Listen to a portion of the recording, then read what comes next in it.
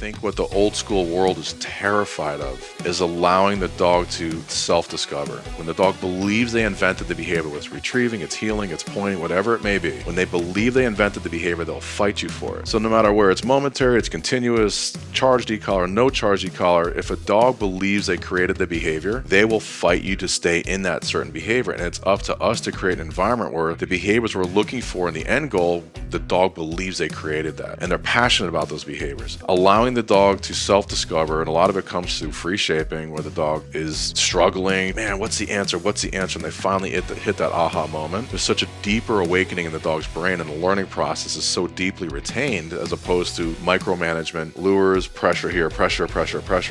Let it look like shit for a little while to understand how an animal learns, right? It's going to look like garbage in the beginning. But as the world starts to come together, that's when the moon and the sun and the stars align through your process where the animal gets it, right? And it's empowering the animal to be the creator of the behavior. All right, everybody, we're sitting here with Justin Rigney of Canine Unlimited Services. Justin, thanks for having us over here. And I do need to start this episode with a bit of a disclaimer because we generally keep the language a little bit cleaner on here. But I don't want to suppress your drive at all, and anybody that's familiar with you, you just let it rip. So I'll do my fucking best, bro, to really turn it down a little bit for you. I have a doctor's note. I have Tourette's. Okay. So just for the masses. So we have approval from the doctor Yes, here. So you're very recognizable in the dog training space overall, but maybe not familiar to my listeners more specifically in the hunting dog world. So why don't you go ahead and kind of set the stage, introduce yourself, give a little bit of your background, and then we can get into the nuts and bolts of the e-collar conversation.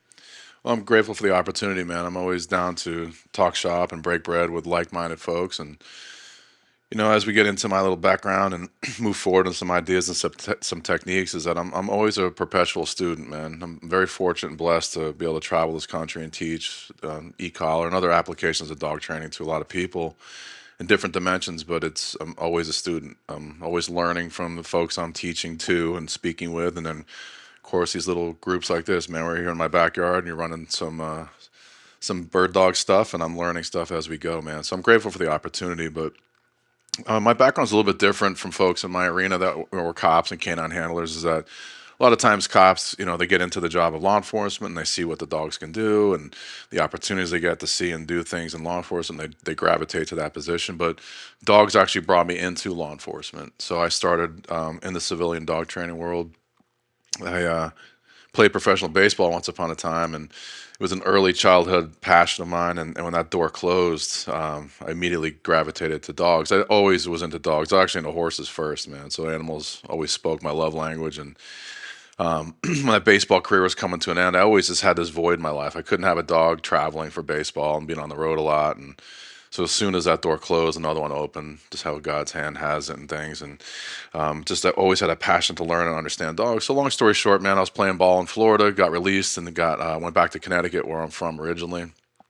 I was working in construction during the day, going to school at night, and we'd go to these different delis in town before, and we're talking 30 plus years ago. I mean, there was no social media, so I couldn't pick this up and find dog trainer near me and then go from there. So we had to do guerrilla marketing back then, and my buddy named Chris Byrne, dear friend of mine today, he had a business card in all the delis I would stop, and it was called Dogs Unlimited. And my business, Canine Service Unlimited, pays homage to the name of his business and how I started, my very first mentor.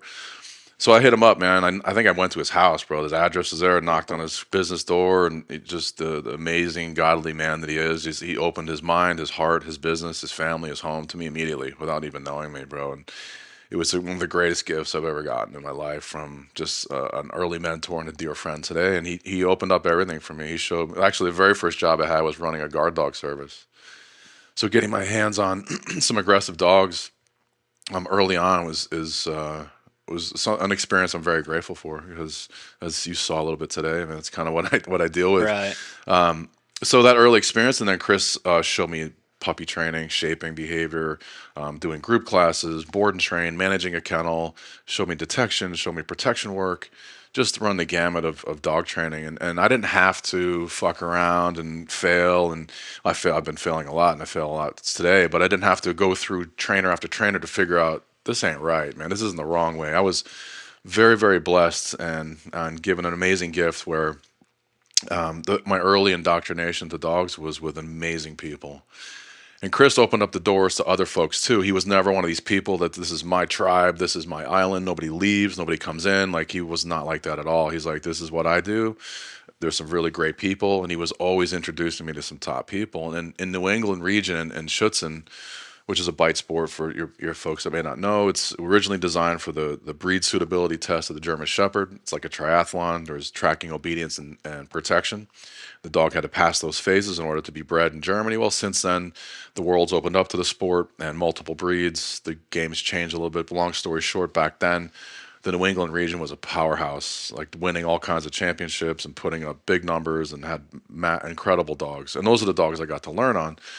So coincidentally enough, a guy that was one of the training directors, excuse me, in the Schutzen Club, was also a cop, and he also ran a canine training program. So the Schutzen Club was called the Connecticut Work Dog Association, and the police dog group was the Connecticut Police Working Dog Association. So, long story short, man, I was a little bit of an athlete back then. Decoying and taking the bites from the dogs was kind of my niche in the game back then. And so the guy that was running that police dog program said, "Hey, man, meet me here on a Wednesday night, which is common canine training night."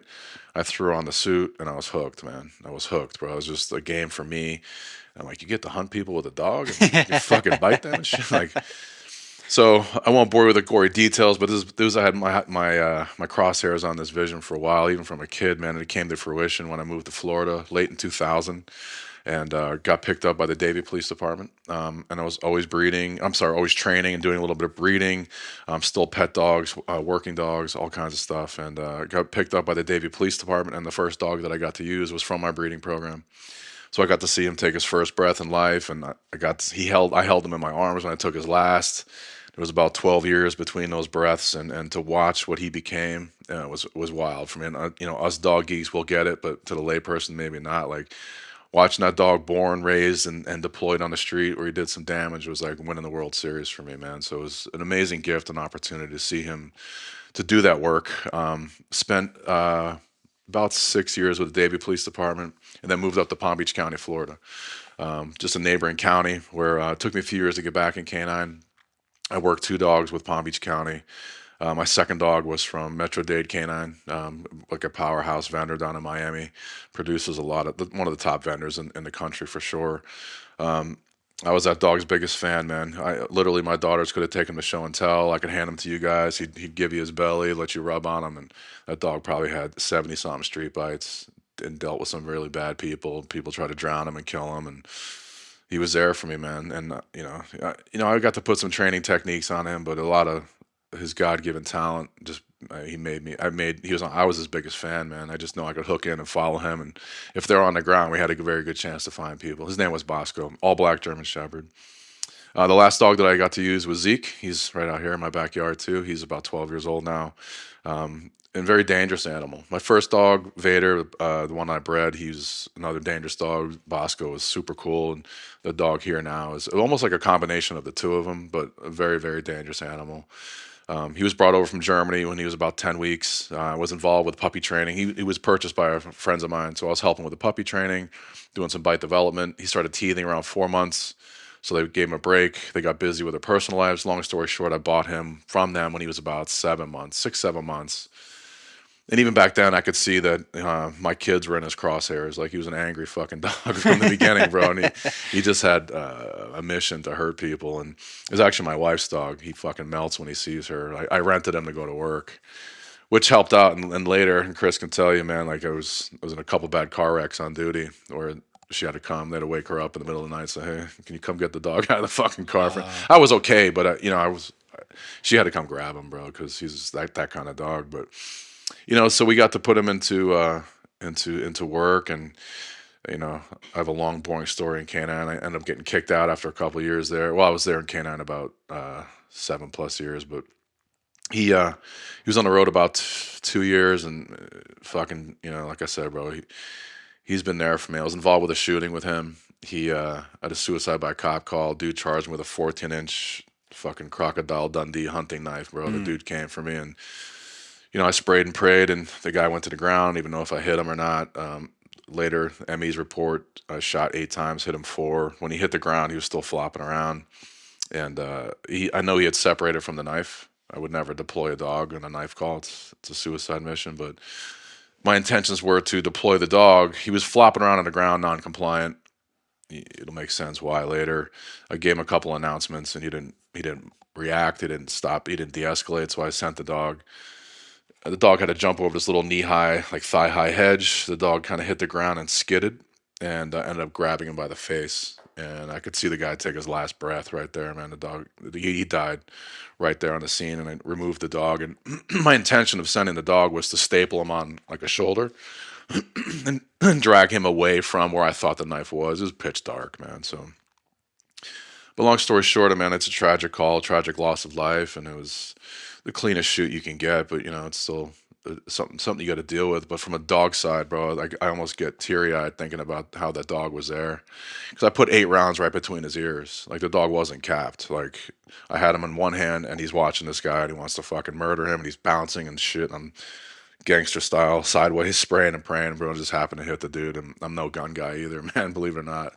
But I happened to get there when it counted. But to have the dog there for me, and do what he did, bro, like to thrive under those conditions and just be the dog that he was like wild. It was a wild experience with him. So I retired about 6.5 years ago from law enforcement. I did 17 years total. Worked 3 dogs, had a whole bunch of street bites. I was a trainer.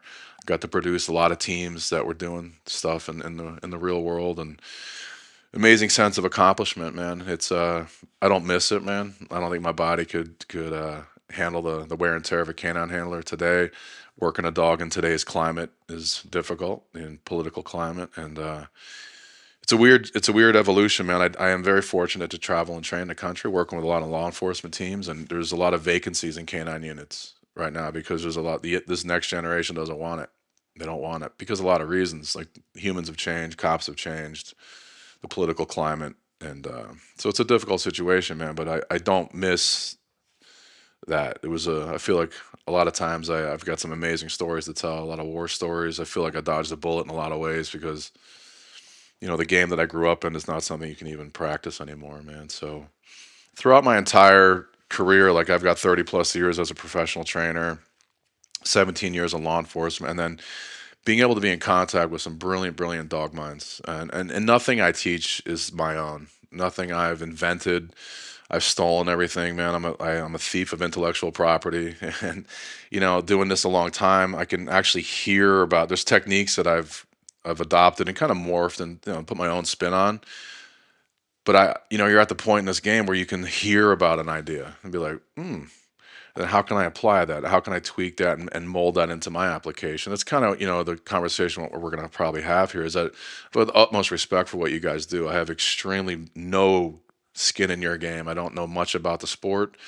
I do have a lab. I've hung out with Pat Nolan a little bit, who I think is one of the most brilliant minds in the dog game.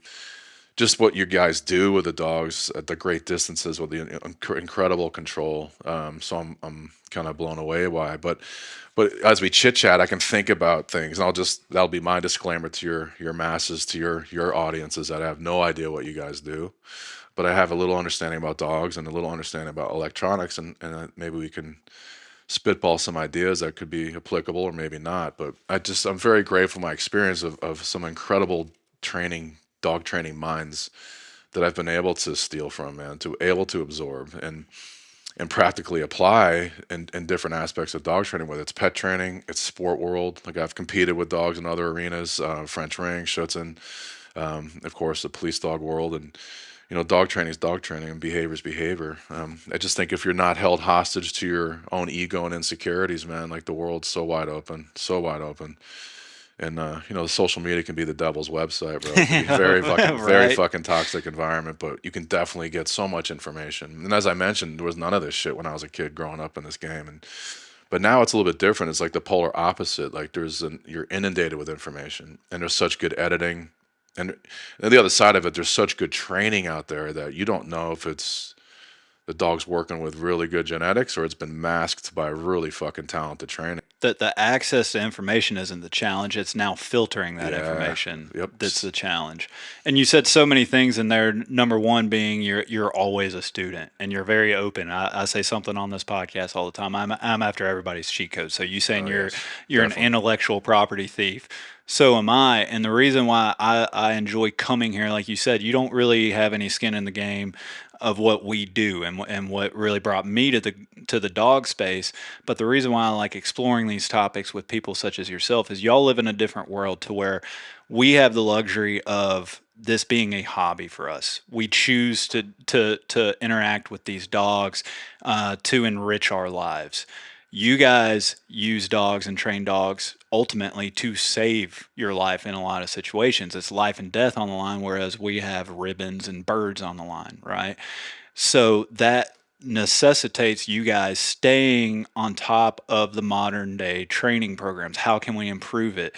You're not only paying attention to what's happening in the breeding space, what's happening in the testing space. You guys are also paying attention to how we improve the technology? How can we improve our approach, the scientific understanding of how a dog's behavior and mind works? And so when I come at any of these topics, you can name the topic. I want to go talk to the people that are up to date in the most modern way of thinking. That's not to say that you take everything as brand new and apply it, but if I'm going to go talk to somebody about e-collars, I'm going to come talk to the guys whose lives depend on that usage of the e-collar. If I want to go talk to about retrieving, I want to go talk to the guys like Pat Nolan that live in that world and do it to the best of the ability. And so what you touched on there at the end is my main point in all of this is dog training is dog training. And if you let your ego go aside, if you let the we've always done it this way, put that aside and be open and receptive to new ways of thinking and new approaches, you might be able to maybe not revert or hit reset on how you train as a whole, but you can add certain qualities that improve your current method, if Yes, you for will. sure. And something that in our space that I think it's a hot button issue no matter what, whether, we're not even talking about application, but you bring up e-collars in today's climate, that has it invokes a certain emotional response from a lot of people, both good and bad. And so, like, really, like, to just kind of kick this conversation off is, in your words, tell me what an e-collar is to you, and the benefits, and if there are cons to it. Talk to me about that. It's definitely, man. For me, the short, analogy I make, it's a smartphone around the dog's neck, man. And if you understand that language, if you understand how to apply that tool in a way that the dog can perceive it as that, the analogy, like a lot of times I'll get pet feed because I do a lot of pet training. I'll get a lot of these pet owners to say, ah, no way. That's the electric chair on my dog's neck. And they're not having it. And, I'll do my very best to educate them. But, I have my business hat on, I can see when that's a dead end, and I'll just tell them I'm not the trainer for you and move on. But I think if people are open minded to it, a lot of times you have to talk to folks with human analogies. If you try to get too deep in the woods with dog training, they get lost. And my wife used to come to a lot of go home lessons and be like, "Bro, Tone it you back. got to dumb it down, bro. Like I get it because I know you and I live with you, but so long story short, man, we have." In most restaurants or government buildings you go to, there's a defibrillator on the wall, right? So if someone hits cardiac arrest, you just have to figure out where that box is. You pop it off the wall, you push power, it's idiot proof. It tells you where to put the contact points, when to stand back, when to hit the button, let the device do its job. So it's an electronic device that restores life for someone who's in cardiac arrest. Conversely, as I mentioned, you have the electric chair, right? It's a device that will fucking take life in an instant, right? So you have two electronic devices that have polar opposites. It's based on the user's interpretation, how they apply it and to what level to make to make that box do its job. And again, that's just a quick human analogy, man, about how it's how you apply the tool. And another analogy is my hands, bro. I can bring you a pizza, I can massage you, and I can smack the shit out of you too. It's like, and the dogs have to know both worlds. And we're going to talk a lot about the gas pedal application for me, where we're going to have the dog enjoy the equipment going on. We're going to have the dogs feeling invigorated when you touch them. And there's going to be a lot of discussion about that. And some folks have way different opinions about it. But for me, if you're taking that tool and you're applying it in a way where the dog perceives it as a catalyst to do better, to keep going, to keep moving, as an activator, not a suppressant or brakes, the world's wide open. We can always apply brakes later. Always apply brakes later. And you saw a very strong police dog out here that had not brakes applied in many couple of years, and today he got the brakes applied, right? And he understood that game. But as a whole, for me in my process too, I think, and everybody's got their own little process. I'm very, very deep on making the dogs addicted to the equipment. Before we ever push buttons, before we ever ask to manipulate the dog's behavior with electronics, I want them to see the collar come out and let them feel like they won the lottery. And depending on, I've been around some old school trainers that maybe do what you do, and labs are a little bit thick-headed and thick-skinned, man. It's maybe it's a little bit like marriage, like and dating. Dating is like the conditioning process of the collar, and then when you get the brakes applied, it's like marriage. But sometimes, like, dogs are just genetically thick-headed and thick-skinned. You can put a lot of pressure on them, and their feelings don't get hurt. They don't get suppressed. But in my world, what I'm noticing is 30 years ago, we used to be able to get a monster over in Holland. We go over Holland, look for a police dog prospect, throw $2,500 on the table. If we can get them off that trial field into a crate, onto a plane, off the plane, out of the crate, into our kennel without getting murdered, that's box check number one, bro. You could strap the old shitty Tritronics brick around their neck and try to burn them into semi-submission and get through your shitty certification. If you lived through that without getting murdered by the dog, then you had plenty of gas to go hunt and eat on the street. And now that it's polar opposite. I was sitting in the police academy when that first plane hit the tower, 9/11, and that changed the world in a lot of ways, but dramatically changed the dog world. Because once that hit, then the entire world was looking for dogs. For explosive detection, dual purpose dogs, like every military unit got enhanced, the grants that were established, the money was coming from left and right for police departments to enhance their canine programs. So everybody's looking. So now what happened is everybody got into the game.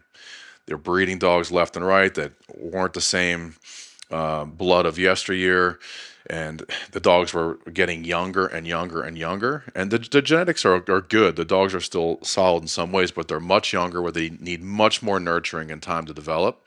And the problem that we were running into is that they were putting these young dogs in these old school programs where they're getting broken left and right.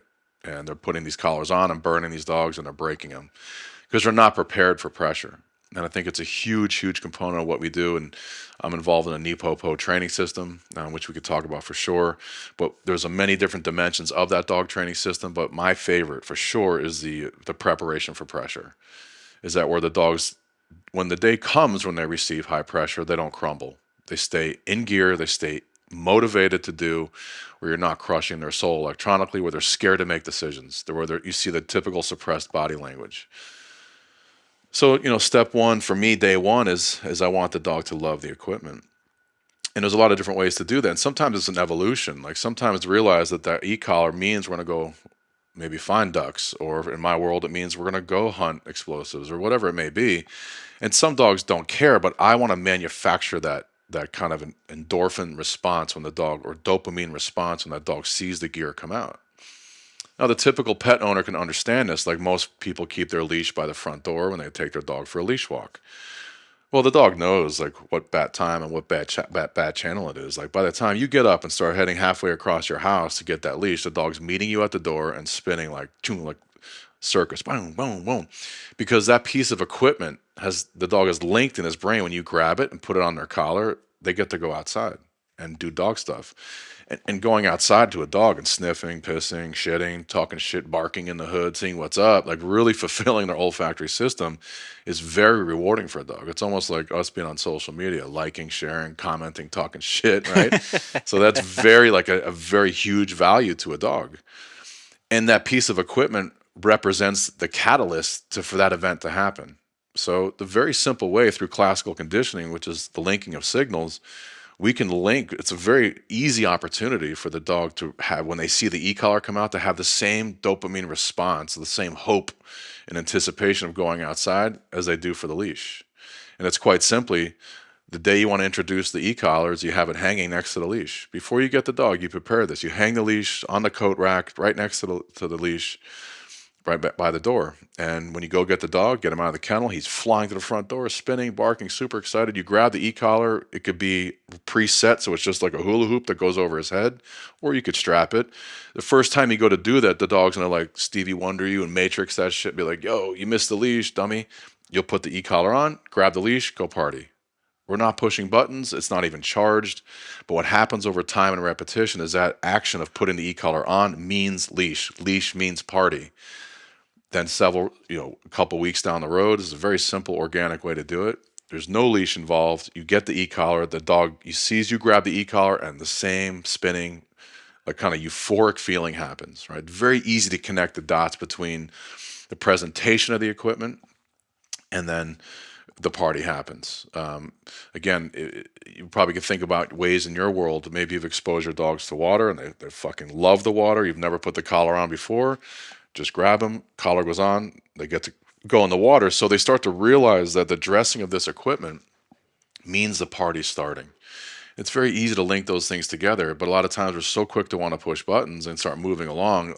I want to make the dogs addicted to the equipment because the day will come that the collar will distribute the hand of God striking you, right? And I don't want them to hold the equipment in contempt. If we put the equipment on and immediately start pushing buttons. And again, the sexy word is titration. A lot of times people are pushing buttons and looking for that physiological response. Well, the problem with that kind of indoctrination to the e-collar is sometimes contact with the skin isn't very secure, or there's a more delicate set of network of nerve endings that are closer to the surface of the skin where you shift that collar an inch, it's a whole different song to the dog. So you may be pushing buttons with no contact. Oh, this dog's a monster, he's not feeling it. All of a sudden, as the dog's moving, he shoulder checks the collar back into position or on a more sensitive cluster of nerve endings, and he's yelping. And all of a sudden, the collar is fucking taboo for life. So I don't go down that titration road till a little bit later, after I've really prepared the dog for the stim, which would be step number two. So again, step one, very simple, man. Make them love the gear. There's a lot of different ways to do that. You can do it through your food obedience. You could just have the collar again extended like a hula hoop. You put your hand through it, they lure them and click and feed, click and feed. I can throw that to the ground. I could free shape it. The dog looks at the collar. I can click and feed. I can make them retrieve the collar. You can go down a lot of different rabbit holes with how you can create an environment where the dog sees that collar come out and they lose their shit. I have videos of dogs losing their minds. Like in my obedience work, I don't move until the dog pushes me to work. Like I'll go out in the middle of the field, stand there. When the dog looks to me or chest bumps me, that's not to produce this toy, it's to produce the e-collar because the e-collar is the gateway for the work to begin. And that's the most important step for me is make them love the gear. Yeah. In our world, there's so many things that, triggers that emotion from the dog. It can be the e-collar.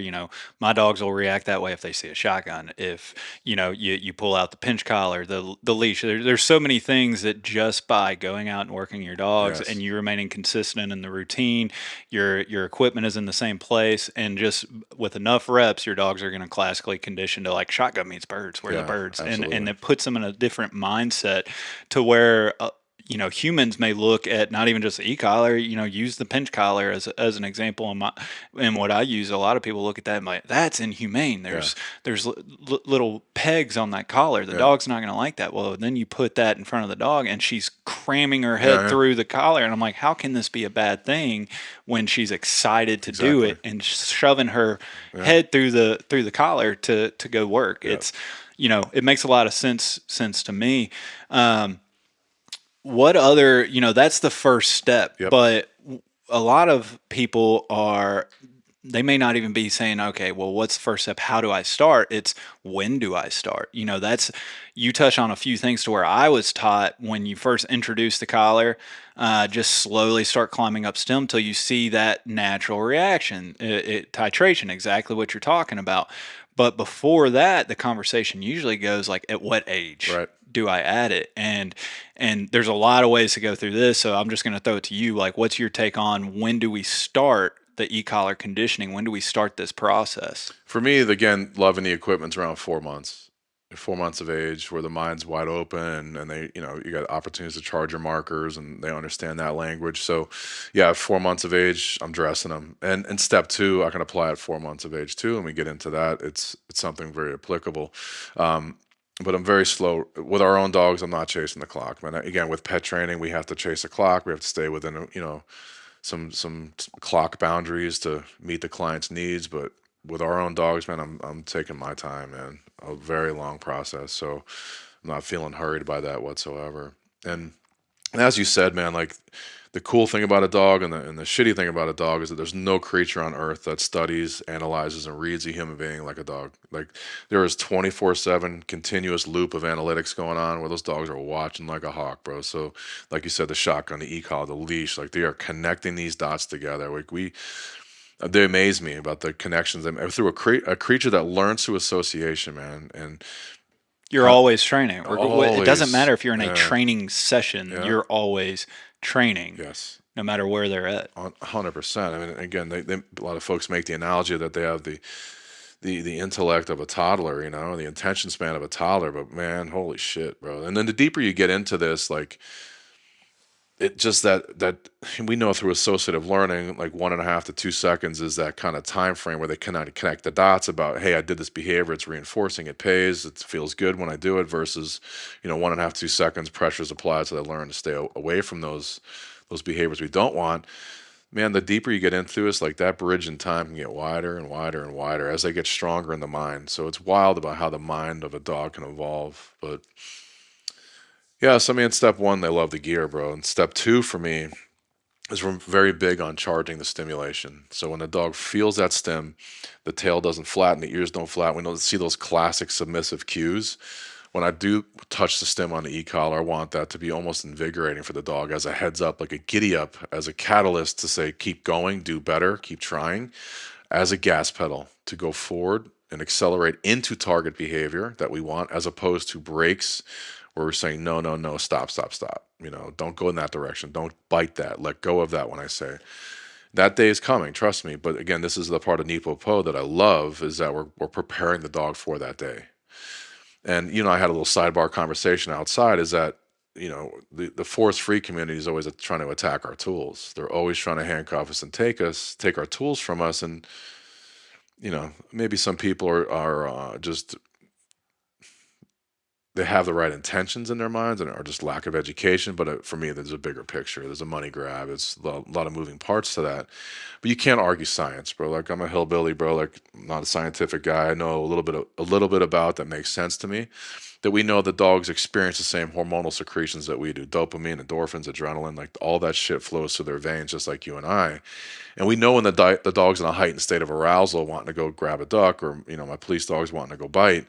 Is those are a lot of heavy juju flowing through their veins at that time. If we can connect low stimulus of the e-collar through classical conditioning to that hormonal signal, not only does it give that dog the arousal that they're gonna, when we do add a lot more pressure, that they don't flatten out, but we can also offset these force-free fakes who are trying to take our tools by saying, we've classically conditioned the endorphins, which is the runner's high, which is a pain-blocking hormone, to the electronic stimulation of an e-collar.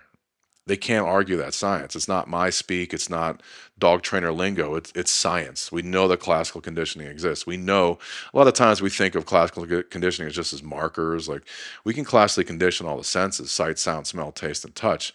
And a lot of times we're thinking about just marking position, like the dog's position that they're in. We marked that. They did a good job. Not only marking position, we're marking the hormones flowing through the dog's veins. We're marking mindset. We're marking drive state. Like there's so many moving parts going on within the animal when that marker is delivered, if it's conditioned the right way, that the world is wide open to do that. So, and there's a lot of reasons we charge stim, and there's peers in my community that are against it, because they want that collar to be just the hammer as the brakes. You know what I mean? So it's not that. And the way I charge stim, there's a million different ways to get there, right? So ideally, the dogs that like to put their teeth on shit, I'll throw that item out in front of them, whether it's your bumper or my dog's tug or again a decoy in a suit. I like to hold the dog back with a flat collar or a harness to tap into that opposition reflex. We know that when the dog feels tension against that equipment, they intrinsically drive against it. It's a go go go catalyst. So we can embed that desire to go forward. There's already a target out there of stimulus that the dog wants to grab. They're like, let me go, on a very low level, maybe one on each manufacturer. Because again, I give these dogs and their senses a tremendous amount of credit. I believe when you push the button on a very low level, they can feel it. I believe they can. You ever put an ear call I was up to just your about to ear? say, I think they hear it even Shit, more so yes. than they feel it, especially depending on dog and coat and breed Right. and all that stuff. But I swear, like, this is something in the bird dog world to where like I don't think that they give enough credit to one low on a Garmin or Hmm. just bottom level on these e-collars. These dogs know when it's on, but they're not giving you that physical indication. So I think a Exactly. lot of people don't think that, oh, it's registering in the dog's brain, but it actually is. Yes. It's just not high enough for them to give you a physical, I don't know, tell you physically that they are feeling it, but they are. Yeah. And if you don't believe me, like when you're around a dog that is properly conditioned, and you're sitting here steering and playing a game with them with Hmm. the e-collar and getting them to load up and I mean, just getting them to go into target behavior activation is really what we're talking about Sure. on that level. That's when you start recognizing, like, man, these dogs are feeling it a lot sooner Yes. than what we really think they are. 100%. It's wild. But you said something in regards to opposition reflex. I want to touch on this because where it's really commonplace for somebody to ask when and how do I start with the e-collar. A piece of advice I generally advise them on is if you can't manipulate the dog properly with a leash, you can't do it with an e-collar. If your Hmm. timing sucks with a leash and a direct line, a communication Yep. line, it doesn't help you to go wireless with an e-collar. Hmm. And the opposition reflex, that's something that it takes a lot of handlers, especially new handlers, a lot of time to get used to and understanding because we don't really work in that space almost to where when you pull back, the dog's wanting to go forward, Right. right? And by understanding that, that's when you can start getting and predicting these behaviors to where we talk about a dog comfortable and stable in position or in behavior, you can really like load them Oh yeah. up. Yep. And the especially the retriever world, they put so much emphasis on the send off. You get a really good send off, you can really load that dog up and just instead of holding down a button on an e-collar on one low or what have you, Hmm. picture pulling back slowly on the collar or a lead, Yep. and that dog is pushing against you, and then all of a sudden you just let go of that lead. What are they going to do? They're just going to Fly. fire off. Yep. You can get that same exact reaction with the e-collar, but it takes the proper understanding of something such as opposition Yep. reflex for that to really kind of take hold for you. But it's really valuable once it does. Yes. Big time, man. And just going back to their senses for a second too, I believe they can smell that shit, bro. When you push that, and they can The detect heat, minute particles of cancer in a human body, bro. right? Like the human remains stuff. You ever play with that game? It's crazy what the dog can detect, bro. Again, long story short, I give them tremendous credit for their senses. The thing on low level, but yeah, man, it's like again the world's wide open. The opposition is a key catalyst, especially in the preparation for pressure, man.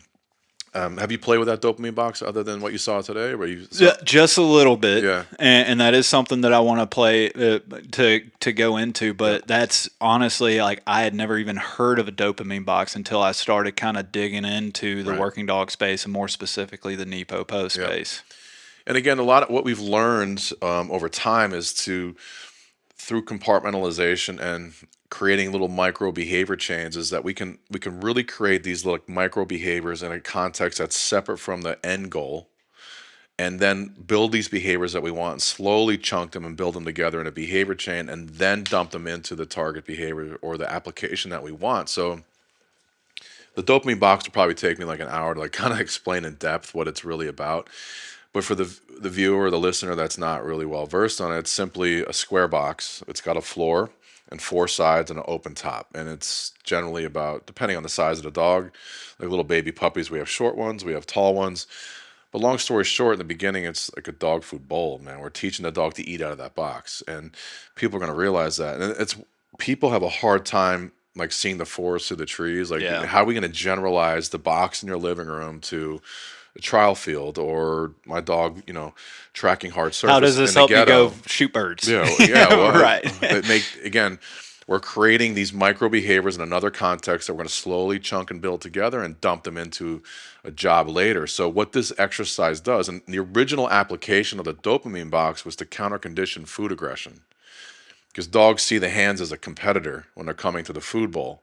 So what this dopamine box did is reverse the psychology to teach the dog that the hands are friendly because they're adding food to the environment. So instead of giving the dog the big jackpot, we're giving little bits and pieces at a time. The dog would eat and see the hands coming and wait for the prize to get dropped. So, long story short, again, it's a long winded explanation. We create a tremendous amount of vigilance to the box where we want the dog staring into the empty box. And a lot of times in the preparation for opposition reflex, when we do reward the dog with a handful of food, the dog's eating that food on a flat collar, not a prong.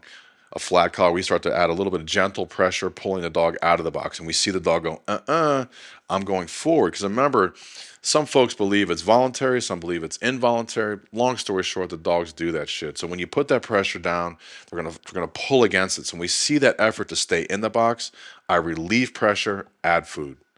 So the dog's vigilance and resistance to that pressure pays. So rinse and repeat over and over. We want to get to the point where they're doing it in the empty box. But here's where the e-collar can get paired into that. So as we put pressure on the opposition reflex with the flat collar and the leash, just as we relieve that pressure, I'm going to tap, boom, send the dog into the box, add food. So beginning that low stim, that tapping, and the dog, remember the mindset of the animal is to drive. I want to drive, I want to drive, and then boom, there's that tactile signal, and then the ability to go forward. So that signal comes, again, endorphins are flowing, there's dopamine flowing. That signal is linked to the release of those feelings and acquisition of the reward. It's at point blank. We're just pulling the dog a little bit away from the base of the box. And you rinse and repeat. That's one of my favorite ways to do that. I condition the prong the same way. Like I'll pull the dog just about out of the box in the flat collar, and they're like, "Gimme, gimme, gimme." I'll have the prong with the ring down, a little short tab, and I'll think fingertips toward the box. Boom, let him go. So you're toughening the dog. You're preparing them. You're creating hardness where the dogs of yesteryear were hardwired genetically to have it. The modern dogs in my world, they don't have it as much. The one you saw today was a throwback. He's a fucking Neanderthal. But that as a whole, they're much softer, user-friendly dogs. And a lot of that has to do with women getting into dog sports and kicking our asses, bro. Like, Yeah. oh, man. Like, I say it in every arena that I'm in, that women make far better trainers than men.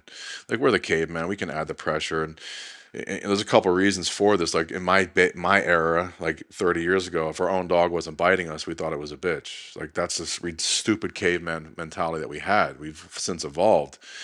And again, that global demand on dogs has changed the dogs, but the gals getting into like professional dog sports, and there's a lot of girls killing it in law enforcement. That those gals, and don't get me wrong, there's plenty of women that could fucking put it on a dog when they need it. Trust me. I'm married to a gal who I really fell in love with. When I saw her put our horse in place, that got out of line. She striped his ass up and down the barn for getting too fucking pushy, and that's when I'm like, I fell in love like my queen. Can really put it on. So I'm not saying that whatsoever. There's plenty of gals out there that can do it, but as a whole, they don't like the dog hanging from them. So they've created this user-friendly, handler-sensitive dog that's got gas, it's got horsepower, but the feelings get fucking hurt quicker. So if we don't have these systems in place to prepare the dogs for pressure, they're gonna fold. They're gonna collapse. So And it's so important to where we're building the dog to where if somebody again is thinking like, how does this apply? Well, when we get into further advanced training, be it steadiness, retrieving, high level, whatever, fill in the blank, you don't want the default reaction from the dog at the onset of pressure, be it a prong collar, e-collar, to either freeze or flight, right, or to alleviate pressure. You want the first response like, oh, I feel pressure. What am I going to go do? Their first reaction is like, I'm about to go do something that I enjoy, that I get to get paid. Yes. Like, what are we doing? Exactly. That's what we want is we want the working dog's first reaction to work at the onset of pressure.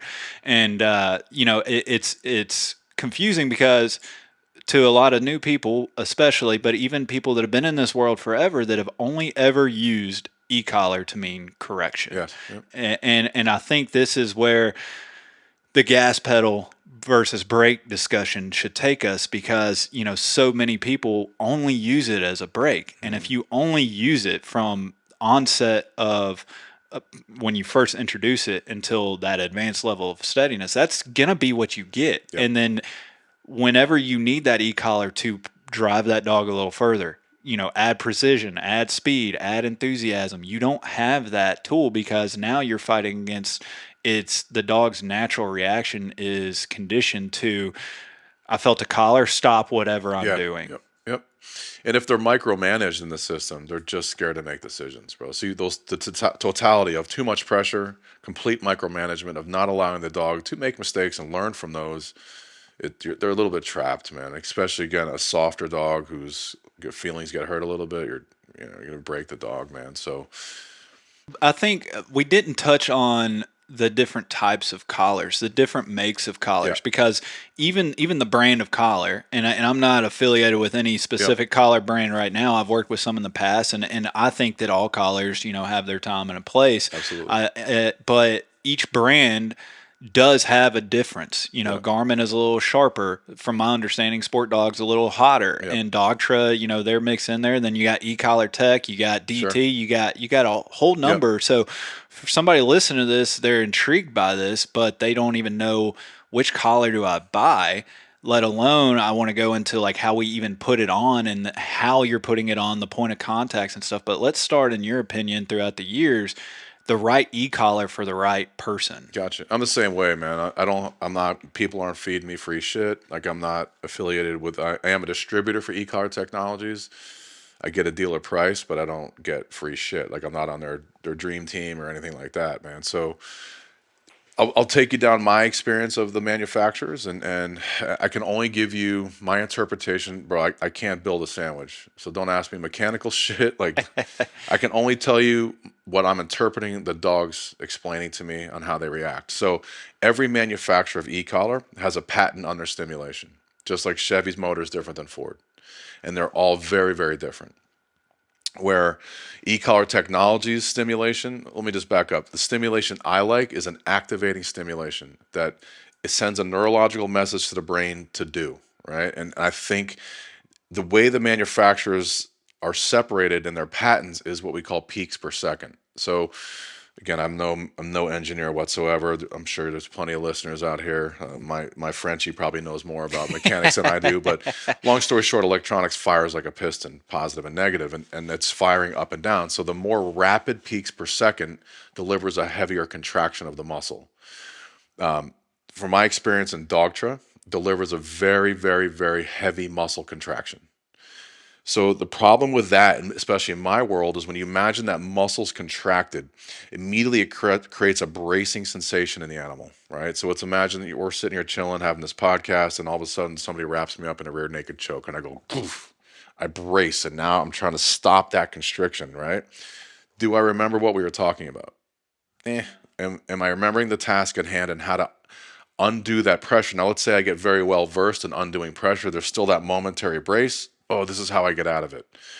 I want fluidity in the pressure. I want to flick muscle and say, move that way, go this way, not brace and go. And in our world, that's important because what's that muscle constriction doing to the mouth if they have a bumper or a bird in their mouth and you apply that? I mean, just picture this water bottle, Yes. constriction, you're going to Yes. clamp down on it and say you're trying to out it and you're using an e-collar and you're doing the exact opposite. Exactly. And that's where, in my world, but I would use, again, I have a feeling Dogtra would sue me at some point in time because I give him my experience. Again, this is my personal opinion, my experience based on my interpretation of the system. I would use Dogtra in teaching the forced fetch because There there's you go. times where we're getting that. I want to create that Yeah. contraction to close the mouth and maintain that and teach the dog that pressure signal, right? And when the dog, there's a whole, as you know, with Chris's explanation, there's a whole rabbit hole of Nipopo forced fetch, and people have a different interpretation. But as a whole, you hit the nail on the head. So the way I explain people with dog trip is that if you look at my arm, like this is the neck of the animal and this is the mouth, the head and the mouth. Now, dog training 101 says put the collar high and tight. I don't do that. And I would say that Dogtra is the most commonly used manufacturer in law enforcement and military. They dominate the market. I would say in the upper 70 percentile of most fucking e-collar users are Dogtra. So again, I stopped using that manufacturer probably 20 years ago because of what I was witnessing in the training. Is that when the tools applied high and tight, right here in this network of nerves and muscles, right, and then the dog is biting, either it's a human, whether it's a decoy or it's a tug or a ball, we tell the dog to let go, and the dog says, I'm not ready. And then you push the button with a human intention to apply positive punishment for noncompliance. But the device itself is causing a contraction. Like, again, if I put that device here, these are the close your mouth muscles. Yeah. These are the open your mouth muscles. So if the device is here and I'm adding that ongoing continuous pressure, it's climbing and we're going up to 127. It's very uncomfortable for the dog, but the tactile signal delivered through the equipment tells the dog to do this. It's involuntary. And in any form, like I say to a lot of people, there's no absolutes in dog training. But the one absolute is that tactile communication overrides verbal. So what the dog is feeling overrides what you're saying. You can say out until you're blue in the face, but the tactile message that's being delivered to the brain says in.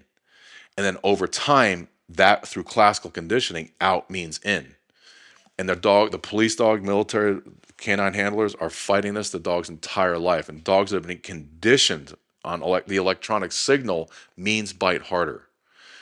And again, it's never what our human intention or our human agenda plays a role. It's what the dog's interpretation is in that specific moment. What's the dog hearing, smelling, feeling, processing in their brain and their body that makes sense to them in that moment? So typical cops, well, I was one for many years, we're not always the most intelligent motherfuckers. So we'll send the dog downfield, tell him to out, bend him in half, 127, put two receivers on, double 127, and he's biting harder and harder and harder. And every manufacturer of e-collar, because of animal welfare laws, the collars must shut off between 8 and 10 seconds with continuous pressure. Then you're just negatively reinforcing it. What's dog training 101? Shut off pressure. Yeah. And no dog trainer on earth explained that to a dog. God created that, hardwired that in every dog, learning clearly how to shut off pressure if the pathway is clear. And the force-free fakes, I tell them this too. I said, when a dog is laying in the shade in a warm day, but found a nice little piece of shade, and as the sun changes position, that shade disappears, and now he finds himself boiling, right? Does he sit there and take it? No, he gets up to find his advantage, to go find the shade and shut off that pressure.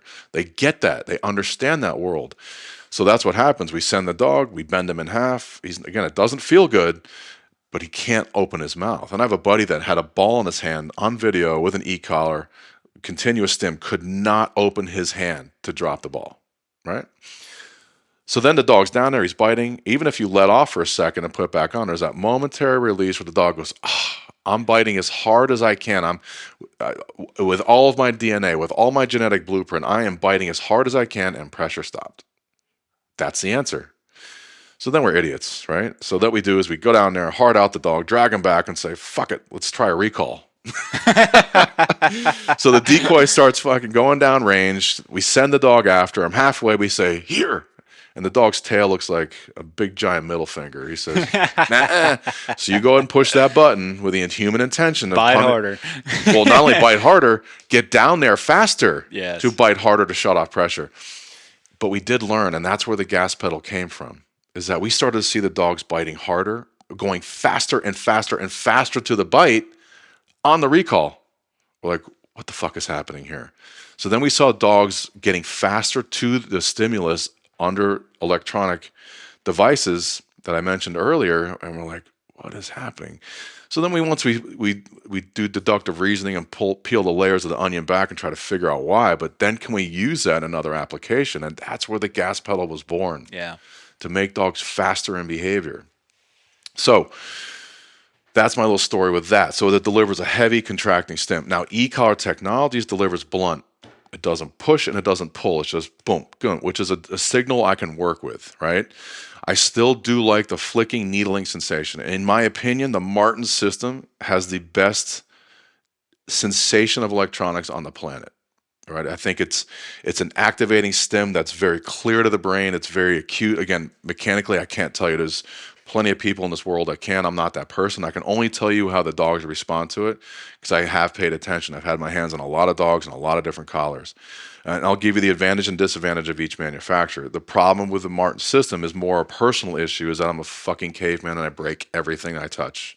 I am legit an electronic jinx, bro. Like, I'll be trying to like do something on my phone and be with the top tech people from fucking Apple or Google, or I've never seen this happen before. Like when I come in I'll be trying to push the gate opener 30 times. My wife will take it, opens the first time. Like, I'm an electronic fucking jinx, bro. Like, I think I have these EMFs that are flowing through me that are fucking up some signal. frequencies are just Right. interrupting them. Yep. So the problem I find with the Martin system is that I break everything I touch. It's not durable in my hands. The price point is off the chain. It's a mortgage around the dog's neck. The technology has advanced so great that it's so far beyond me. It's very complicated. And that's what I've heard about it from people is it's great, but you almost need to take a course on how to really get the most out of Yep. it, because you can go in and design how fast the pressure climbs. Yep. You can do a whole lot of stuff, and then you also have contacts like around the entire neck, Yes. to where you can use that in directional Yes. what cues and whatnot. So it's really valuable in that. But I have heard, and I haven't put my hands on it. I've seen them, but I haven't actually used one myself. But it looks more cumbersome than like my Garmin 550 or DT, whatever I'm using that day. Yep. Because I literally have like one of almost all these collars, Yep. and I've used all of them, and I can speak to, all of the main ones other than Martin. But that's what I've heard, is it can be confusing if you're looking at it like, whoa, this is overkill for what I need. Yep. It is. It's a lot of moving parts, man. And Bart Bellin, who owns the company, he bought it several years ago. He's one of my mentors, my heroes in dog training, and he knows how I feel about it. I feel I'm a little bit heartbroken about it because I want to support him, but it's just not an avenue I can go down.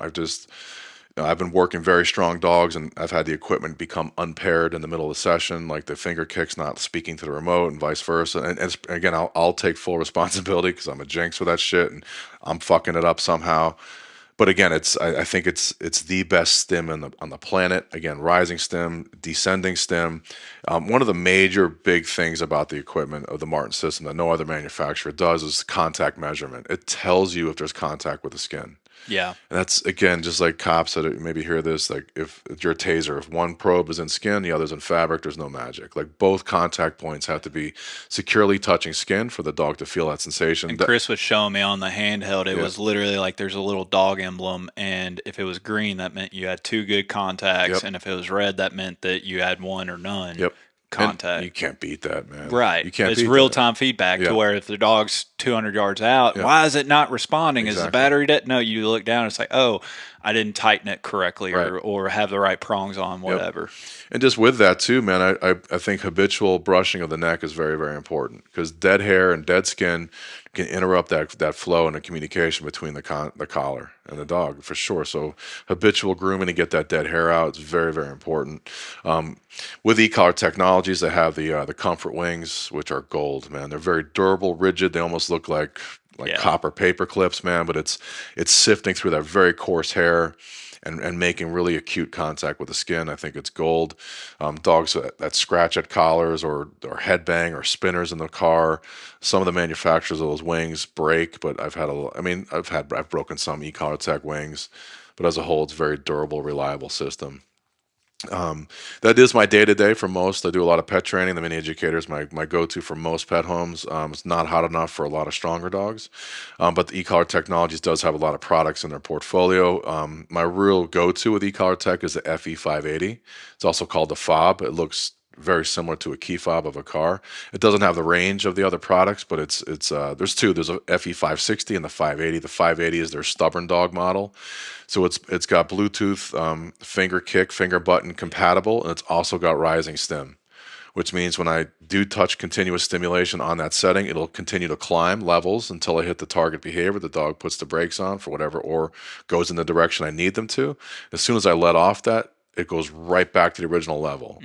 That's So, nice. yeah, if you wanted to stay in momentary, you can tap, stays the same level, same level, same level. When you lean on it, it climbs. You let off, it drops back. You can't beat that. And in a tactical environment, having that fob within Bluetooth range, maybe in a pocket secured on a tack vest, and having that finger trainer secured to a molly where it's just user friendly, man, where you need it. And see, I've just recently started the mini educator.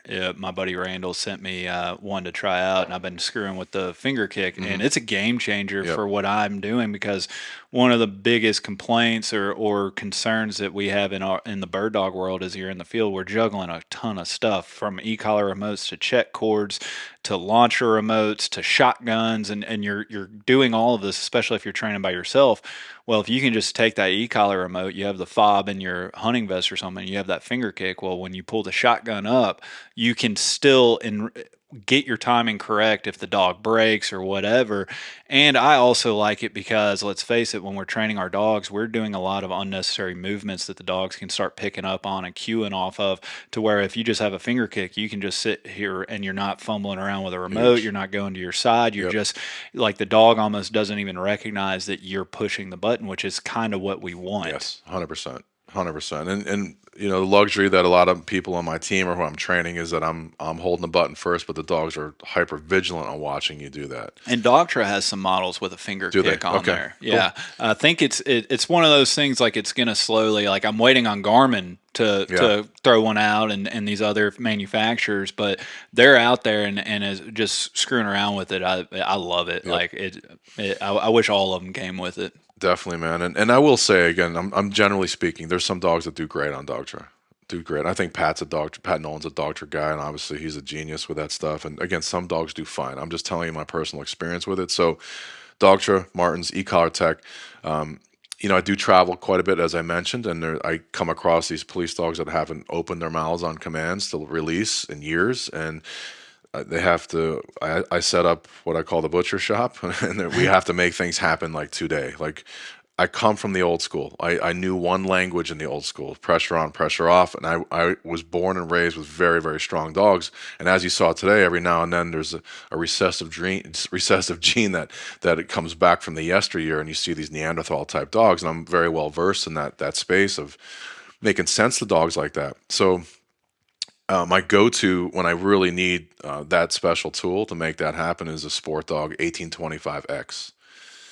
And if I had one right here and I pushed the button, the lights would flicker like shit. And then the electric company would send you a bill. Like, it's fucking a hammer, bro. Like, it's very, very strong fucking tool, and it has that needling, pushing sensation, not a contraction. It's bang, bang, bang, and it's highly effective. And my little cheat code for that is I take the e-collar technology comfort wings, and it just so happens to fit on the Sport Dog. So you're Okay. getting more acute contact, and it's got rising stem.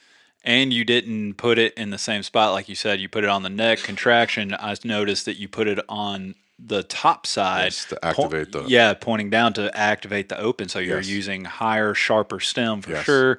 And you change the point of contact so it's not contracting the muscles to create that tighter yes. grip. So that's a huge thing that I want to get into in point of contact, Yep. but close out the Manufacturers. manufacturers. So George Hickox came to my canine unit many years ago, and he was a DT guy at the time. I don't know if he's still around or what he's doing. So he introduced me to DT, and they had rising stem back in the day, which I think they lost the patent on. I don't know if they got it back, but I will say DT stem was highly effective for that needling, activating sensation, and it was very hot. And that shit looked like an old school like TV remote. It was a big Yeah. ass remote, but I'm telling you, the tool was effective. They had the bigger, blockier model. I started using their pet level stuff, and it was junk. It was roasting, like it would say one, but it was roasting dog on a much higher level. So the pet level shit, I wasn't a fan of. But the big boy collars that they were using, like in your world, it was highly effective. But once I lost the patent on that rising stem, I transitioned out. So I've played with Garmin too, man. I think the needlings, like Garmin has that needling sensation too. It creates that activation in the dog's brain. But what I have found on that 550 in my world when I'm dealing with these dogs that are biters, like again, there's more adrenaline, more endorphins, more pain blocking hormones flowing through their veins. It's not quite hot enough for some super strong dogs. It can be highly effective for the populace of most dogs in law enforcement military, but it's not quite enough. I trained a large unit out in Southern California, where half the unit was fighting through 7 high on the 550. So we had to go to a different model. But a very durable product, very, very reliable product. I think it's very user friendly. It's a great product, great tool. the Dogtra, and I'm not sorry, the Garmin, and I think their bark collars and their the ability to shuffle between bark collar and e-collar, I think it's a really gold option to have as well. I actually met with a sport dog manufacturer. People are right here in Knoxville, and they just don't really care about the law enforcement military side of it. They're more heavily on your world, and they touch on the pet market too. But man, I have videos where I have dogs eating 127 on a dog tray as they're biting. Can't get them off. As they're biting, take the collar off, put the sport dog off, poof, and Immediate. eject. Yeah, don't believe me, man. Believe the Believe the dog. dog in front of me. Yeah. So we did talk about points of contact on a dog's body. Now, from the time the puppies are, 4 weeks old, 5 weeks old, the eyes open, the ears open, they start doing puppy MMA in the whelping box. Like they're wrestling, one's a sub, one's a dom, they flip roles, and they learn through the body language. They're teaching each other's letters, words, sentences, paragraphs, stories, chapters. They're teaching each other the language of life and how to communicate with each other. And what they quickly learn is that teeth on skin can mean aggression. And of course, the day comes when mama says, "Don't touch me. My milk's dried up. Your teeth are like fucking needles." Whack. And again, the people that are like anti correction to the dogs, Their like own mom, their own mother. Watch the mom. so exactly like God wrote that script, and who are we to try to rewrite it? Like pressure is absolutely a magical thing for a dog if done right. I can't tell you how many pet dogs I could tell you they would thank me for putting like not only life saving pressure on them when they're deep in flight, but just to settle the nerves. Like when the dogs are, we know when a dog's conflicted, they have three options: fight, flight, or freeze. And these nerve bag pet dogs are heavily in flight. If you let them go, they're running. They have no idea where they're going, but they're running until the wheels fall off. When you remove the option of flight through pressure, it settles the brain. And the dog, again, just simply dealing with leash pressure on a slip lead to go to place can unlock a dog's brain to make them realize, hey, flight's not on the menu. It's not happening. And now I have to fixate on this, undoing this mild pressure puzzle to come onto this place board to relieve pressure. It creates such deep concentration in the animal. It's an absolute gift. I know that I do my best work under pressure. Like, give me some time to fuck around and procrastinate, I will. But when I have deadlines, when I have external pressure, when the heat is on, I do my best work. It can be the same thing for a dog, especially if they're prepared for it. Now, back to the puppies wrestling, and then of course the day comes where Mama lays down the law, "Don't touch me," and she does that. She solves that conflict with her teeth. Of course, they submit to mamas because they're babies. But as they start to mature, teeth on skin can mean fight back, can mean an aggression signal. Now, the beauty of a prong collar is that it does mimic nature in the biting sensation, and again, we've mentioned the needling sensation that e-collars can deliver as well. Functional for a lot of different pictures in dogs, but in my world where dogs are biting with high levels of forward aggression, that signal from electronics around their neck can mean fight harder. No matter how hot like that dog, we made sense to him today, but he was eating it, bro. Like, and Yeah. it was like foreplay for him. So again, those fight signals around the neck, sometimes we have to go to a different location of the body to tap into that another mind, that stream to the brain that says, yeah, I better not go down this road, right? And the analogy that we use is that up until like that last rib, like these are fighting signals to the brain when the dog feels tactile pressure here. Past that last rib, around the flanks, and especially the base of the tail is a flight signal. It means get the fuck out of Dodge and reassess my life choices and see what's happening. So, when the dog is conditioned to fight around the neck, or he's just genetically strong, or calloused from shit training, or again, I will probably get sued, or just habituated with that contracting stim from dog show, where they've just learned that out means in, and they've learned to they'll put down their own gas pedal and fight through it. We have to go to a different location of the body to make sense of the animal. And we have to have a conditioning process that tells the animal, like, you're gonna make the work, are gonna make the dog let go on the tail. Like, I've done it a million times.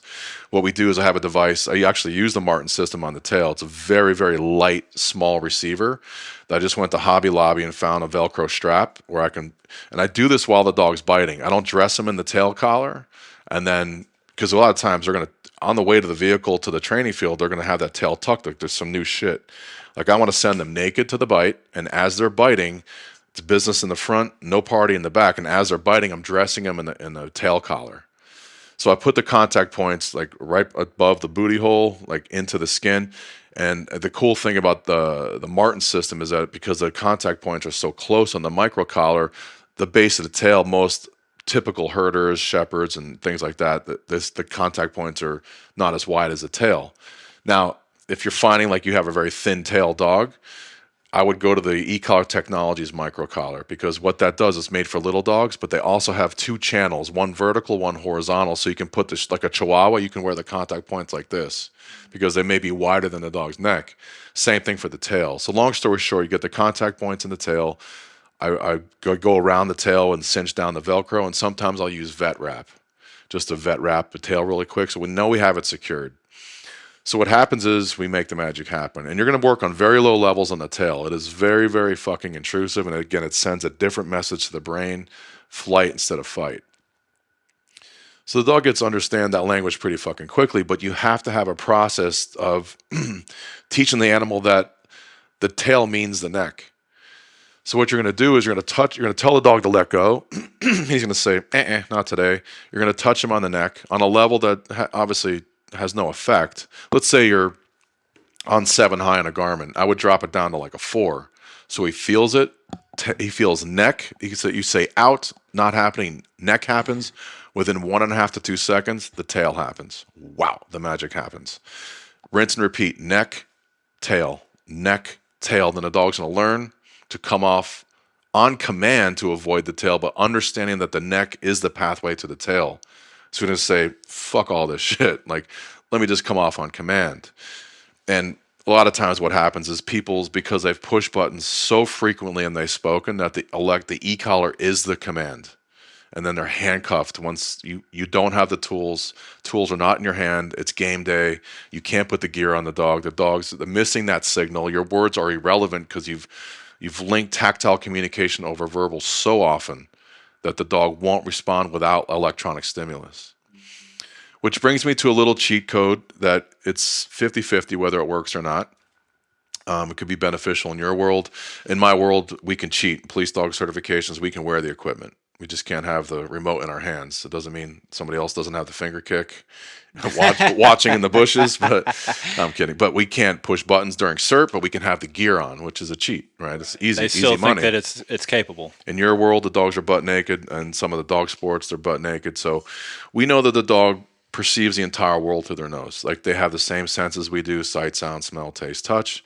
But they're receiving the entire information from the world through their nose first, eyes second. We see it in the pet world all the time when we've done board and train, and the owners come into into the training room. The dogs are like, that's a silhouette of another human being, whatever, and the people's feelings are hurt. And then all of a sudden, the wind shifts, or the dog's in close enough contact to smell the owner, and all the memory comes back, right? So, knowing that they interpret the world through their nose, we want to be able to link a specific target odor to the e-collar. And quite simply, unless your dog does like nose work, I would put a little bit of birch oil on your electronics, right? So every time that the dog comes into contact with the collar, remember, the dog loves the equipment, that smell is getting conditioned. Every time it goes over the head, I'm experiencing that smell. That smell is in play. Well, there's no judge on earth that I know of any sport, whether your world, my sport, that says you're going to get disqualified for smelling like a hippie when you report in. So we put a little dab will do you on the neck, so the dog smells that sensation.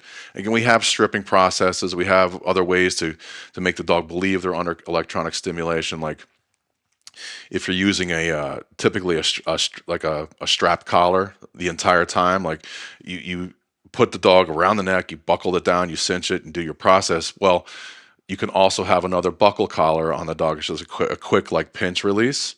That as you're making your approach or your mock approach to the training field, you take off that buckle collar where the dog feels like they're fucking free, and all of a sudden you still have the other one on them, make a little tap tap. But as a whole, again, there's a lot of processes people have to little cheats and little processes they have to make the dog believe they're under stimulus control when they're not. I don't think there's a better way to have a cheat code than that scent association, you know? Whether we talked about outside about how do you go from the belly band to create the whoa, to create the stand, to create the whoa, don't move forward, without that tactile feeling of the collar around their waist. Well, maybe the odor sensation comes from the belly to believe that they're still under stimulus control. Like I believe that anytime we can link the dog's nose to an application, I think you have a much higher success rate of a carryover. And I'm not one of those guys that thinks we're gonna do a mock trial with no gear on. I think the dog is under stimulus control with the gear every single repetition of their life until you walk into the environment where they can't. Because I just think you teach the dog they don't have to, in my opinion. Yeah.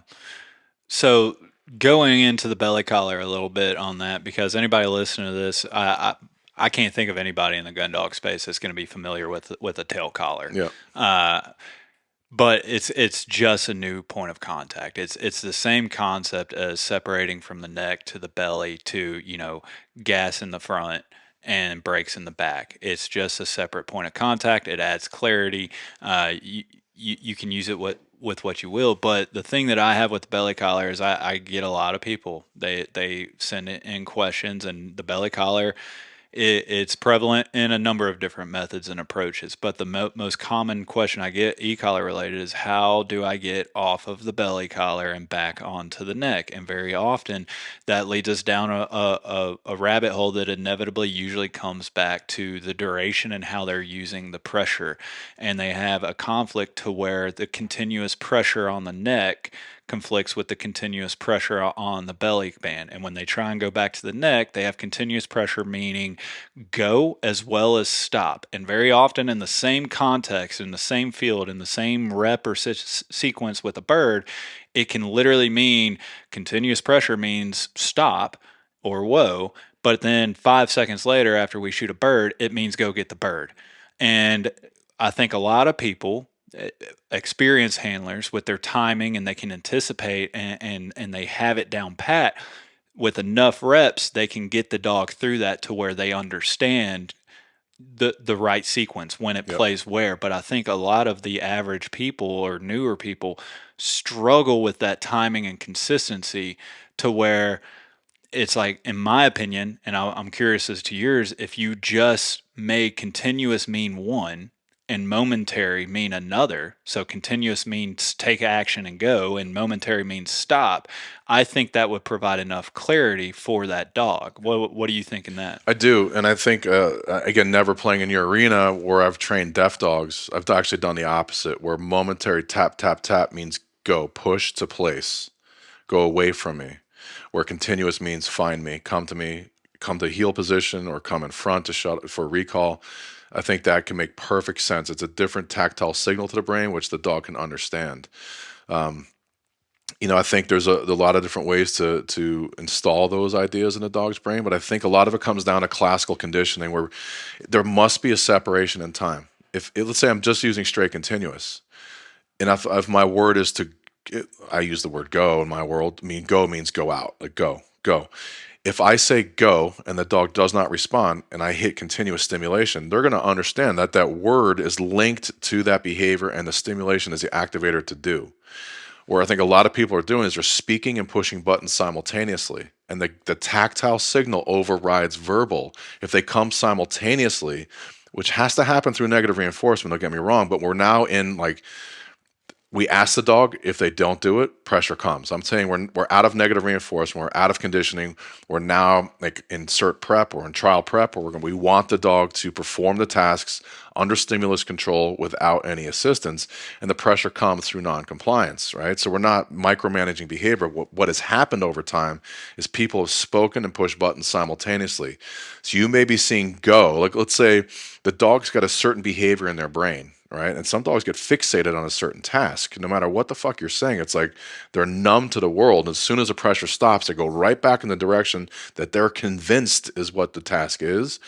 That may be the mindset of the animal. So no matter what you're saying, that signal is going to fulfill their destiny, right? So I think people have to speak the command. If it's go and it doesn't happen, pressure starts within 1.5 to 2 seconds. You have to have that window of time to give the dog the ability to make the decision.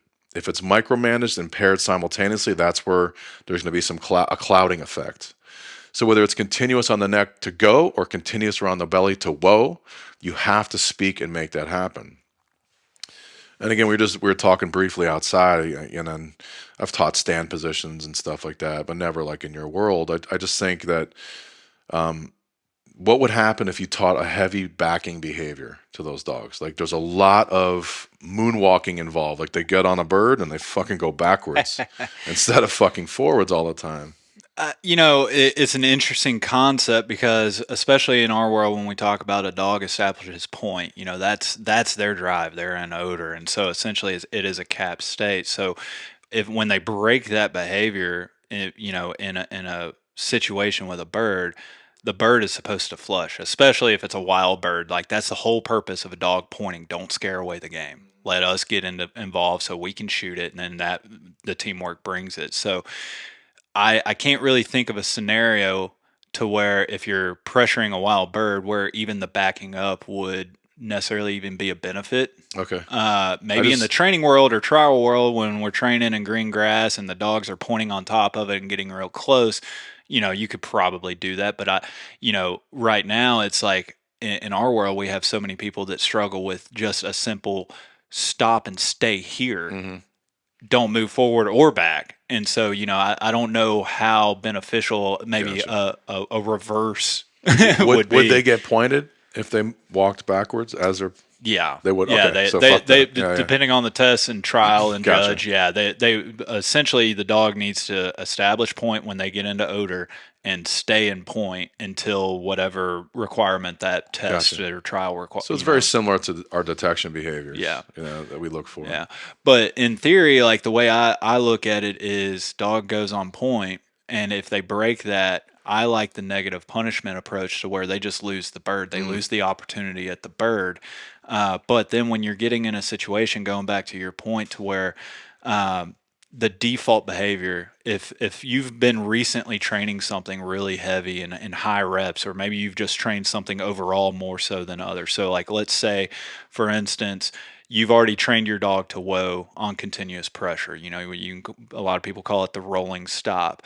But then you leave there, it's like, all right, I got this whoa. Then I'm going to go to the force fetch table and I'm driving the dog with continuous pressure. And that's what you've done recently the most. Then you go out in the field and you're using continuous pressure to stop the dog, and the dog speeds up and takes out the bird or something like that. That's where a lot of the confusion comes in. It's like, well, just 2 months ago, this meant stop and you're good to go on this, but now the dog speeds up.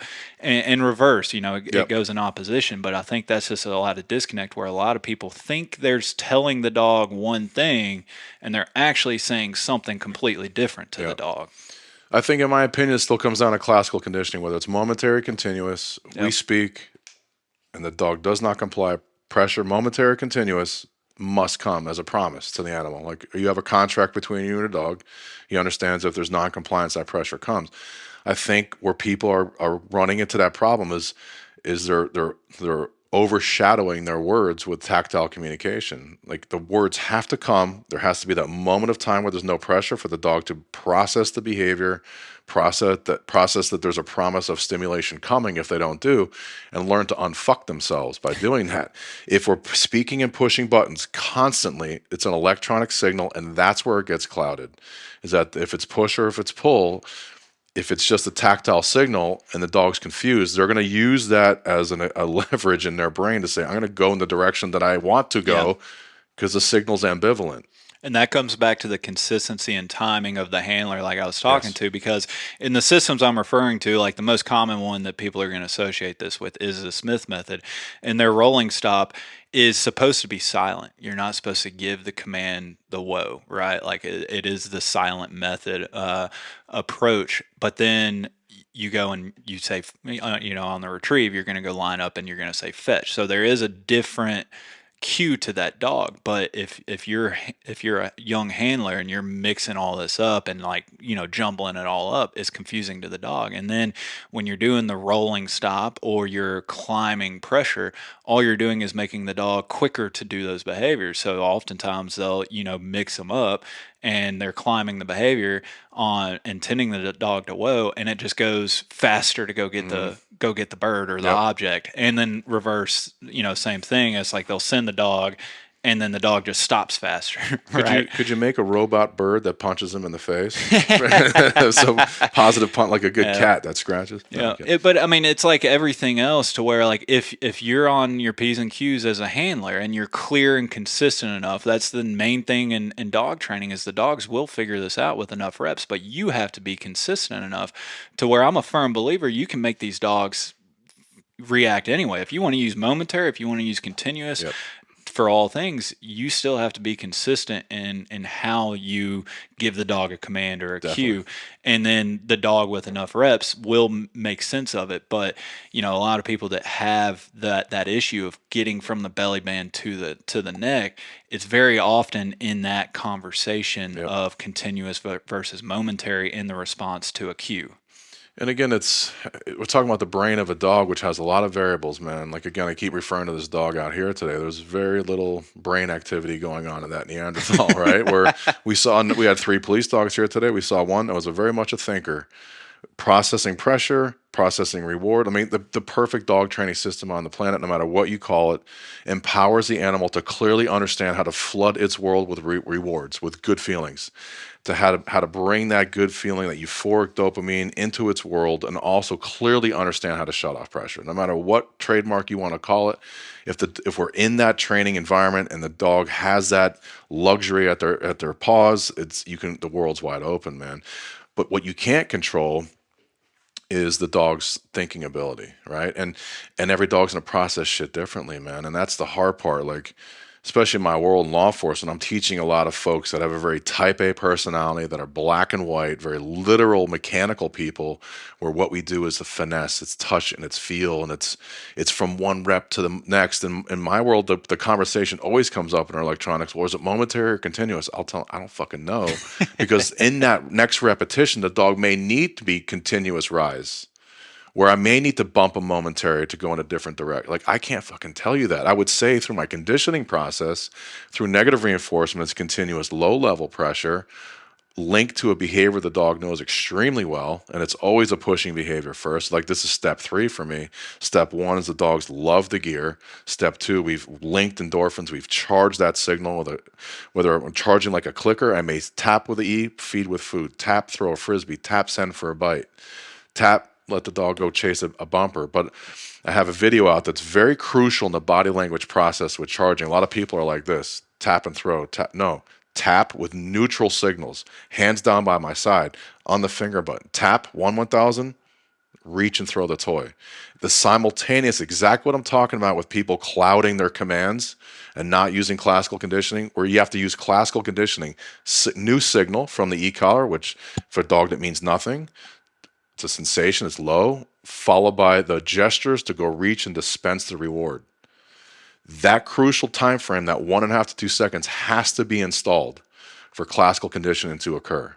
If it's simultaneous, the dogs are fixating off the gesture and they're loaded by the movement and they're already jacked up and they may not even feel that. So again, I have a video out of this little lab that I have. She loves the chuck it, man.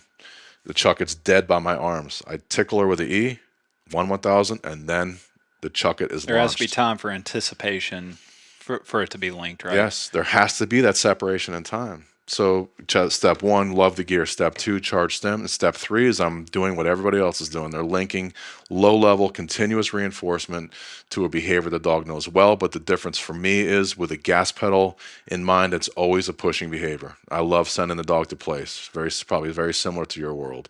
After you've pushed to the pile and charged that stem, which, by the way, Pat Nolan corrected me, I always believed that the charging stem phase was positive reinforcement. It's fucking negative reinforcement. Although the intentions of ours are to have a positive experience, if there's low level stim, that's a catalyst to go into the target behavior. So the target behavior is to get the dumbbell or to get the bumper, to get the decoy, whatever stimulus I want to push the dog to go get in the charging phase, it happens prior to the execution of the behavior. So it puts us in that negative reinforcement quadrant, which I got corrected by Pat for a very fucking long time. I thought it was positive reinforcement. And he's the most humble, nicest dude on earth, so it didn't feel like a correction, right? It Right. felt like positive reinforcement from Pat.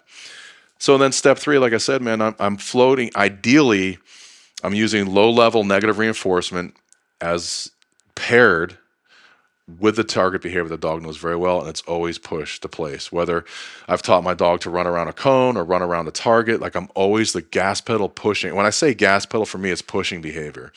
And in my world where I'm tracking and doing detection, I want to have a decoy in a suit shooting an AK, and then would push my dog into target behavior, keep tracking, keep in detection. Like those, when I say gas pedal, it's accelerating its movements, its behavior that happens away from me, like the dog leaving me. That's what I consider gas. So I always front load those behaviors first. And then I'm showing the recalls and the come to heel secondary. And imagine that we're training indirectly where I send the dog to place and I mark and they come fly back to me for reward. For a pack animal, when you push them away from you, like what is the kind of knee-jerk mindset of a pack animal when you push them away?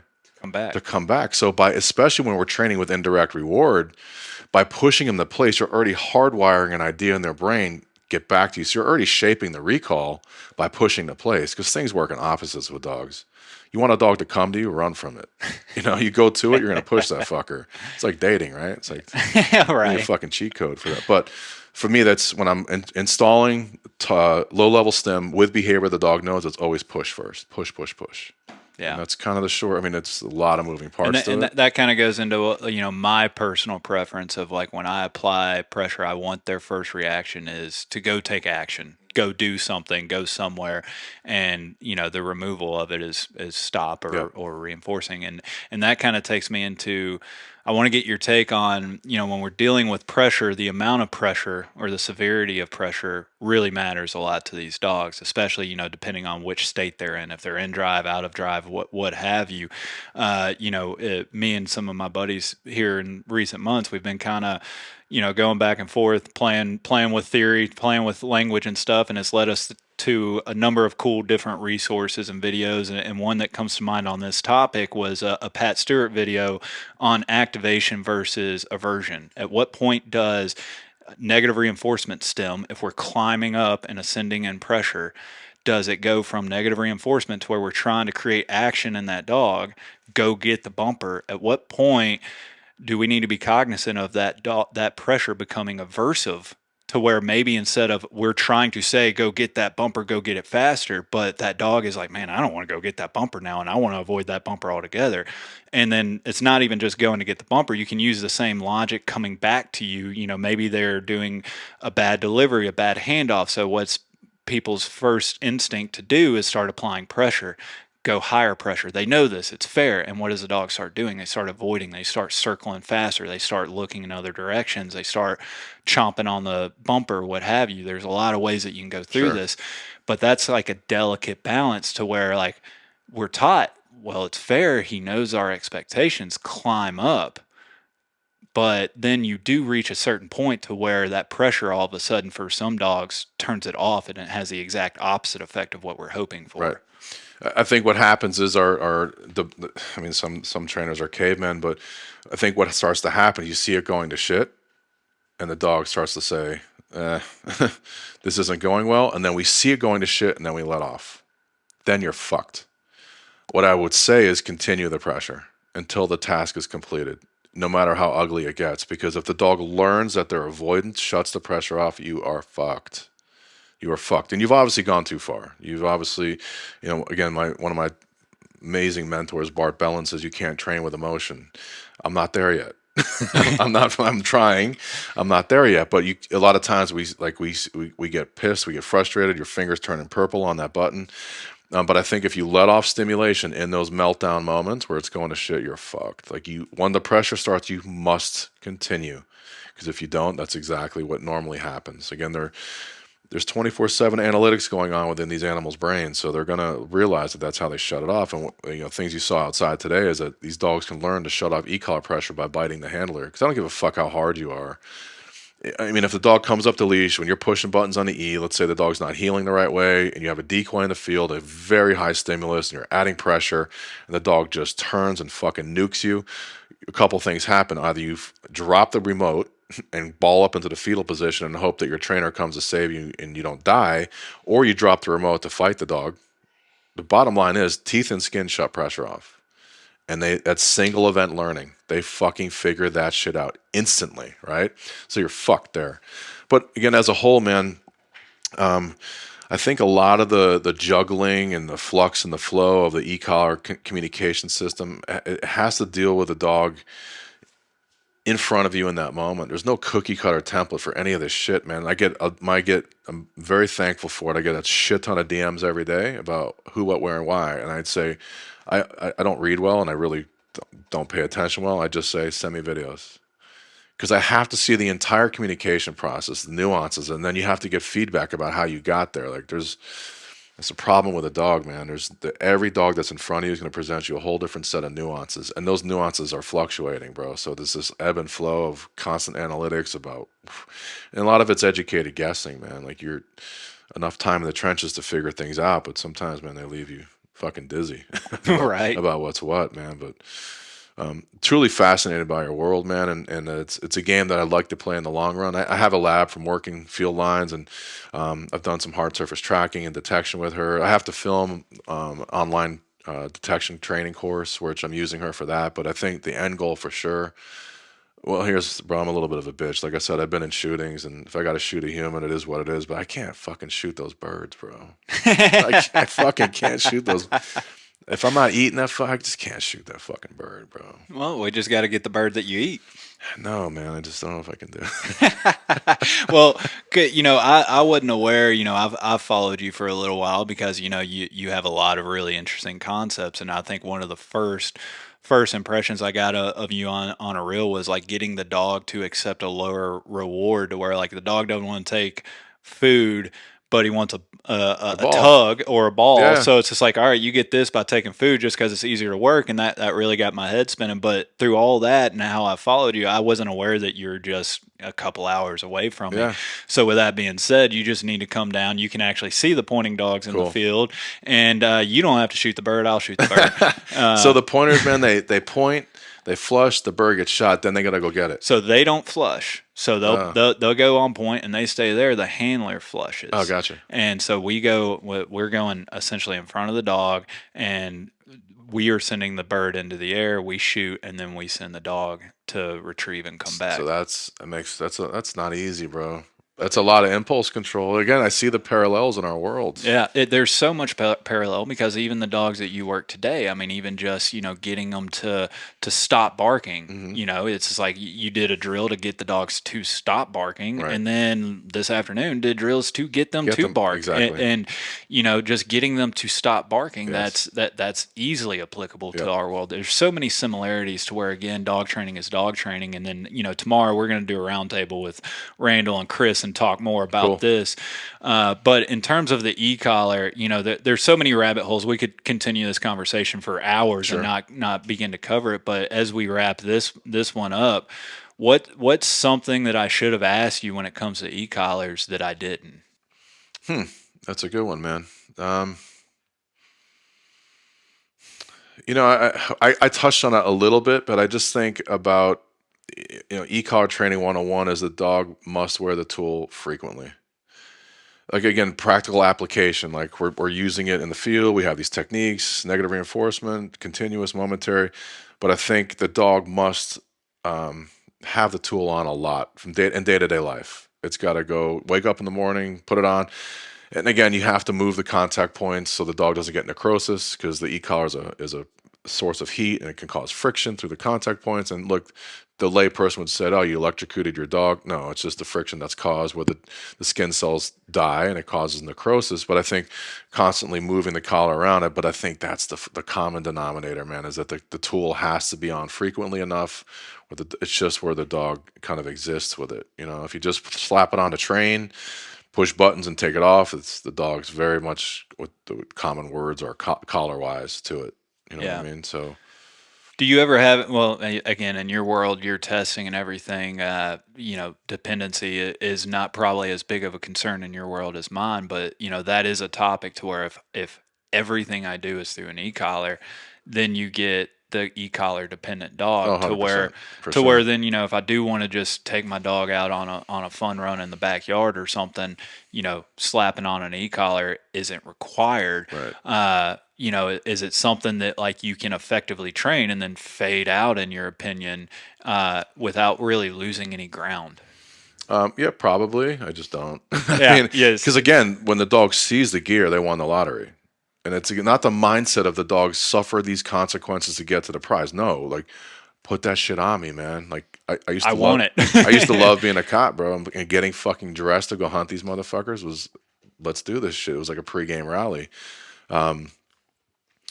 But I just think, man, as a whole, like it's just having the open brain to it, and we can get into a much deeper discussion tomorrow when we do the round table. Is that I think what the old school world is terrified of is allowing the dog to self-discover, and when the behavior is created by the dog, when the dog believes they invented the behavior, whether it's retrieving, it's healing, it's pointing, whatever it may be, when they believe they invented the behavior, they'll fight you for it. So no matter where it's momentary, it's continuous, charged e-collar, no charged e-collar, if a dog believes they created the behavior, they will fight you to stay in that certain behavior. And it's up to us to create an environment where the behaviors we're looking for in the end goal, the dog believes they created that. And they're passionate about those behaviors. And allowing the dog to self-discover, and a lot of it comes through free shaping, where the dog is struggling, trying to fucking like, man, what's the answer? What's the answer? And they finally hit that aha moment. There's such a deeper awakening in the dog's brain, and the learning process is so deeply retained as opposed to micromanagement, lures, pressure here, pressure, pressure, pressure, pressure. Let it look like shit for a little while, right? Like let it look like fucking shit, you know? And that's so like a lot of times with like type A control freaks, and I've had to kind of like recondition my brain to understand how an animal learns, right? It's going to look like garbage in the beginning, but as the world starts to come together, that's when the moon and the sun and the stars align through your process where the animal fucking gets it, right? And I asked Bart, a long time ago, I said, hey man, do a fucking series, a training series on competition prep, like to get the dogs like out of the car, approaching the trial field, approaching the judge, checking in. He's like, we already do. And it's empowering the animal to be the creator of the behavior. But there's a whole science to that shit. You know what I mean? Right. Just make them think it's their idea. That's it. That's Yeah. it. Well, I'm excited to tomorrow circle back on some of this Right on. stuff and include the other guys because I think it's going to be a fun conversation. Cool. Listeners, be on the lookout for that because we have like four guys and like we're all in the dog training space. We're all dog nerds in our own way, Yep. but how we apply all of this stuff is different, which I think makes for a lot of fun conversation. Shit, So, yeah. Shit, but I appreciate you having me out and Thank you for show me coming, some man. on the police stuff, and we'll continue this here tomorrow. Right on, brother. Thank you. All right. Cool.